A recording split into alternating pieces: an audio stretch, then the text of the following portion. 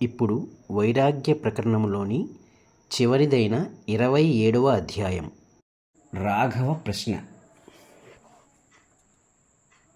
ఓ మహానుభావ విశ్వామిత్ర మహర్షి, దీర్ఘాయువు గాని, ఈ శరీర స్థితి గాని, ఈ బంధుమిత్ర సమాగమాలు కానీ నిజంగా ఈ జీవుణ్ణి ఉద్ధరించగలవా? కోర్కెలు అంతూ పొంతూ లేకుండా మమ్ములను సుడిగాలిలా చుట్టివేస్తుంటే అవన్నీ మాకు బంధమనే కలిగిస్తున్నాయి కదా. మోహ మేఘములు గర్జిస్తూ పిడుగులు రారుస్తుంటే దురాశలు అనే మెరుపులు మెరిసి మమ్ములను గుడ్డివాళ్లను చేస్తున్నాయి. లోభము మమ్ములను పట్టి పీడిస్తూ మా నరములందలి శక్తిని పీల్చివేస్తోంది. క్షణక్షణం అనేక అనర్థాలు వచ్చి మా ముంగిట వ్రాలుచున్నాయి. మా సుకృత దుష్కృతాలు మమ్ములను అనేక లోకములలో త్రిప్పుచున్నాయి. కృతాంతుడు అనగా కర్మల ఫలితములను ప్రసాదించు కార్యకారణ తత్వము. ఈ కృతాంతుడు అనే పిల్లి జీవులు అనే ఎలుకలను పట్టడానికి కన్నం వద్ద వేచి ఉన్నాడు.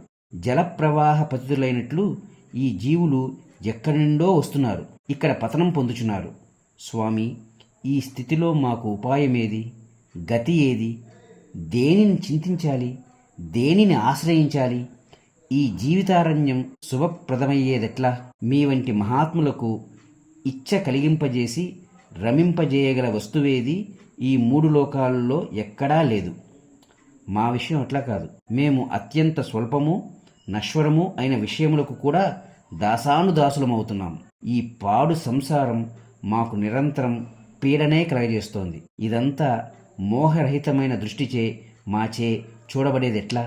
జ్ఞానము సంతృప్తి సంపాదిస్తే కాని ఇదంతా సుకరం కాజాలదు. కామ కలింకితమైన మా మనస్సులు ఏ ఉపాయం అవలంబిస్తే తద్వారా మనస్సు దృశ్యము అమృత కళలతో ప్రకాశించగలవు? ఐహిక ఆముష్మిక ఫల ఆశలను త్యజించి ఈ సంసారగతిని తెలుసుకున్నవాడే మానవుడు అని అనిపించుకోగలుగుతాడు. అట్టి ఏ ఏ మహాపురుషులను అనుసరించి మేమీ సంసారారణ్యంలో చరించాలి? ఏం చేస్తే సంసారమందున్న మనుజుడు రాగద్వేషాత్మకములైన భోగ ఇచ్ఛా సమూహములచే పీడింపబడకుండా ఉండగలడు? రసమయమగు పాదరసం అగ్నిలో పడ్డా దహించబడదు కదా. మనుజుడు ఈ సంసారాగ్నిలో పడి కూడా తప్పించకుండా ఉండగలిగే ఉపాయమేది? సముద్రంలో పడితే తడవకుండా ఉండగలమా? ఈ సంసారంలో పడి ఇందు దొర్లుచున్న మా వంటి వారి మనస్సులు ఇందలి పదార్థములచే ఆకర్షణ వికర్షణలు పొందకపోవటం సాధ్యమయ్యే పనేనా? రాగద్వేషములు సుఖదుఖములు లేనట్టి సత్క్రియలంటూ ఈ ప్రపంచంలో ఉన్నాయా? తండ్రి, మలినభూయిష్టమైన ఈ మనస్సు పైననే ఈ జగత్తు యొక్క అస్తిత్వము ఆధారపడి ఉన్నది. అట్టి ఈ మనస్సు తత్వబోధ చేత కానీ ప్రక్షాళనం కాదు. అందుచేత నాకు తత్వబోధయుక్తమైన వాక్యములను ఉపదేశించండి.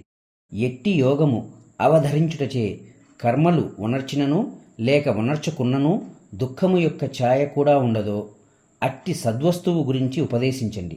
ఎట్లు ఆచరిస్తే ఈ మనస్సు పరమ పవిత్రమవుతుందో, నాకు పరమశాంతి లభిస్తుందో అట్టి ఉత్తమ ఆచరణ గురించి ఆజ్ఞాపించండి. అట్టి ఉత్తమ కార్యక్రమం ఇతఃపూర్వం ఎవరెవరు ఆచరించి ఆత్మోన్నతి పొందారో అట్టివారి కథను నాకు వినిపించండి. ఓ భగవంతుడవగు విశ్వామిత్ర, అట్టి మహనీయులుగా కొనియాడబడేవాళ్ళు ఎట్లు బ్రహ్మవస్తువు గ్రహించారు, ఎట్లెట్లు విచారణ చేశారు, వారికి ఏ సాధనలచే మోహ నివృత్తి దుఃఖముల ఉపశాంతి ప్రాప్తించాయి. ఓ మునిసత్తమా, ఒక్క మాట మాత్రం విన్నవించుకుంటున్నాను. అట్టి ఉపదేశ వాక్యాలు ఉండి ఉండవచ్చు, లేక ఉండి ఉండకపోవచ్చు. నాకెవరైనా చెప్పవచ్చు, లేక చెప్పుటకు సిద్ధపడకపోవచ్చు. నేను ఇప్పుడు ఒక నిర్ణయానికి వచ్చాను. అహంకారంతో సహా అన్ని కోరికలను పరిత్యజించి వేస్తాను. ఈ భోజన పానాదులు కూడా నాకక్కర్లేదు. వస్త్రధారణ స్నానాదులను కూడా వదిలివేస్తాను. ఇక ఆపదలు రానివ్వండి, లేక సంపదలు రానివ్వండి, క్రమంగా హస్తపాదాదులతో కూడిన ఈ శరీరం కృషించినా లేక నశించినా అందుకు నేను సిద్ధంగా ఉన్నాను. సర్వ సందేహములను, అహంకారమును, అసూయను పరిత్యజించి కేవలం మౌనం వహిస్తాను. ఒక స్థాణువులాగా, బొమ్మలాగా ఉండిపోతాను. క్రమంగా శ్వాసలను, జ్ఞానమును కూడా వదిలివేస్తాను. సర్వ అనర్థములకు కారణమైన ఈ శరీరమునకు ఏది అవ్వాలో అట్లే అగుగాక. ఈ దేహము నాది కాదు. నేను ఈ దేహమునకు చెందినవాడను కాను. ఇతర దేహులు కూడా నా వారు కారు. నేను వారికి చెందినవాడిని కాను. అందుచేత అన్నిటినీ పరిత్యజించి వేస్తాను. చెమురు లేని దీపంలాగా ఈ దేహము శుష్కించి లయించినప్పటికీ ఇందువలన నేను క్రొత్తగా పొందునది గాని కోల్పోనది గాని ఏమీ ఉండదు. దేని పర్యవసానం ఎట్లుంటే అట్లే అగుగాక. రామచంద్రుడు ఈ విధంగా మనోమోహమును నశింపజేసే వాక్యాలు పలికి మౌనం వహించాడు. అవి విన్న అక్కడి సభికులందరూ ఆశ్చర్య ఆనందాలతో పులకిత శరీరులయ్యారు. అప్పుడు జనించిన వైరాగ్య వాసనలచే అక్కడి వారికి సంసారము పట్ల గల అజ్ఞానముతో కూడిన ప్రియత్వం శమించింది. వశిష్ఠ విశ్వామిత్రాది ఋషులు పరమానందమొందారు. నారదాది మహాప్రాజ్ఞులు రాముని వాక్యములలోని విచిత్రార్థమును గ్రహించి ఉత్తేజితులయ్యారు. సిద్ధులు పుష్పవర్షం కురిపిస్తూ తమలో తాము ఇట్లు సంభాషించుకున్నారు. ఆహా, ఈనాడెంత సుదినం! కల్పారంభం నుండి ఇప్పటిదాకా మనం 3 లోకాలలో సంచరిస్తున్నాం. కానీ ఇంతవరకు ఇంతటి అమృతమయ వాక్యాలు ఎప్పుడైనా విన్నామా? బృహస్పతి కూడా ఇంతటి వైరాగ్య వాక్యాలు పలుకలేదేమో. నేటికి కదా మన జన్మలు ధన్యమైనాయి. ఈ వచనాలు విన్నంత మాత్రం చేతనే మనమంతా ఎంతో ఉద్బోధించబడ్డాం. ఆహా, రఘురాముడు పలికిన ఈ ఉత్తమ ప్రశ్నలకు మహర్షులు ఏమి సమాధానమిస్తారో విని తీరాల్సిందే. ఓ సర్వమునీంద్రులారా, రండి, మనం ఈ దశరథుని సభలో ప్రవేశిద్దాం. ఈ ఉపోద్ఘాత అంతా వాల్మీకి మహర్షి అరిష్టనేమి చక్రవర్తికి చెప్పుచున్నారు. కమండధారులకు అనేక మంది ఋషి పుంగవులు అప్పుడు ఆ సభలో ప్రవేశించారు. మహారాజు లేచి వారందరినీ ఆహ్వానించి ఉచిత ఆసనములను ప్రదానం చేశాడు. వేదాంగులకు తత్వవేత్తలు అక్కడ ఉపవిష్టులవటంతో ఆ సభ ఇంద్రసభను మించిపోయింది. ఆహ్వానితులకు మునులు ఇట్లు శ్లాఘించారు. ఆహా, మన రామచంద్రుడు వైరాగ్యపూర్ణములు, జ్ఞాన ప్రబోధకములు, శుభప్రదములు అయిన వాక్యాలు పలికాడు. ఇతడు పలికినవన్నీ అత్యంత విచారయుతములు, సుస్పష్టములు, విశుద్ధములు, సంతోషదాయకములు కూడా. ఇతన్ని మాటలు విని ఆశ్చర్యపడని వారెవరు? ఎక్కడో గాని ఇంతటి సర్వోత్కృష్టములు, సుందరములు, సువ్యక్తములు అయిన వాక్యాలు వినిపించవు. ఎవరి హృదయంలో ఇంతటి ప్రజ్ఞా సుగంధం గల వివేక పుష్పం వికసిస్తుందో అట్టివారే పురుషుడు అనిపించుకుంటాడు. ఈ లోకంలో అనేకులు వస్తున్నారు. వారిలో చాలామంది విషయలోలుత్వం ఆశ్రయించిన వారై కేవలం రక్తమాంసమయ నిర్మితము యంత్రములు మాత్రమే అయి ఉంటున్నారు.